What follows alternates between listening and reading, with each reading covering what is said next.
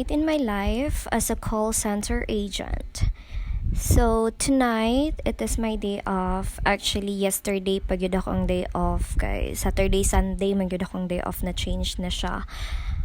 So, kaya ako naman isa nabilin sa balay, nakahunaon ako nga maglimpyo. So, kana nanilig lang ko. Actually, limpyo na ang salog. Ako lang siyang gikaduahan og silhig kay medyo abog pa siya na yung mga buhok-buhok. So, nagkuha lang din kog towel ana no pag human ako og silhig kay maligo na ko pag man ako og limpyo kay grabe gyud kay iga nga kalibutan maragi gi-practice na gyud ta anig puyo sa imperno.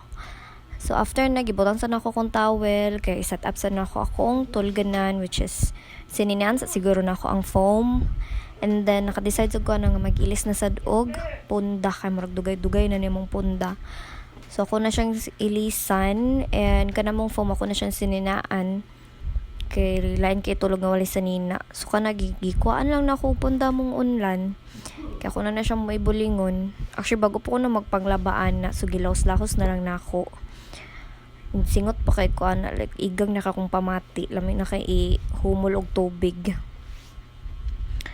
So, ako lang na siyang ibulingon tanan. Ang kanang habol dili lang sana ako na ibulingon kay bago pa man na siya. And labay oy. Sige pang labay na nako. Actually camera duha sa earring ang nabilin diri sa balay. Kay nang lakaw mga tao. Banon ta ko but I decided to stay sa house kay since maulo ko uban sa ila dadto. So since ako raman isa, wala mo ko buhaton. So nang limpyo na lang ko. Kilami kay sa paminaw nga matulog ka ba nga bagong ilis ang bedsheet o ang punda tas bago pag yun kang ligo o diba fresh matulog lami rin kay mong tulog ambot lang kaha og makatulog kay murag akong lawas na anad naman nga mata sa gabi kadlaw na matulog hopefully makatulog kog sayo karon kay napoy klase ugma sayo kong klase ugma. Yes, you heard it right. Working student ang person. So, man ako ilis tara sa isa, no? Galisod pa ko ng isa diya. Kay lisod ka siya isulod gahi. I mean, di siya gahi. Ano ka ng piot siya. So gakatag mo ng towel diya sa pikas bangko. Ako na lang pong gipamilo, no? Kaya para hapse akong pananaw, balimpyo siya.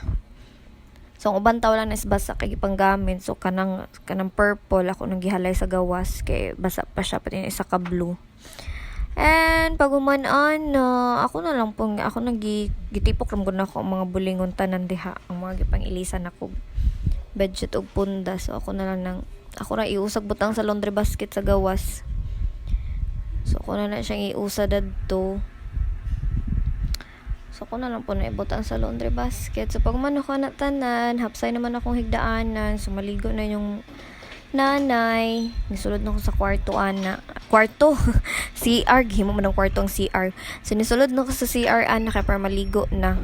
Pero nalimot kong bungkag sa kumbok. So, bungkag lang sana na ako. Pag man ako og ligo, nigaw sa rin ko sa CR. Lisod, masag magtambay pa ko. So, fresh na rin ko. Lamit na kayang pamati. Pero gipaningot, gapon ko bisa bago ko na magligo. So, nakailis na di ay ko na. Wala ko nagpakita sa niya nag-ilis. Ay, lisod-sad. So, nagbungkag lang sa kumbuhok. Kaya manudlay na siguro ta. Then, lip serum. Kaya para di po dretong lips. Then, manudlay sad siguro. Kaya para di ta murag balbal deri. Lami na ka kung pamatian. Gusto na kumatog. Pero di po katulog. So, magpa-cute-cute sa din ko deres camera. I-check sa na to itong nahungog. Okay pa ba ta? Kana lang. So, salamat sa inyong pagpaminaw. Thank you everyone. Bye-bye.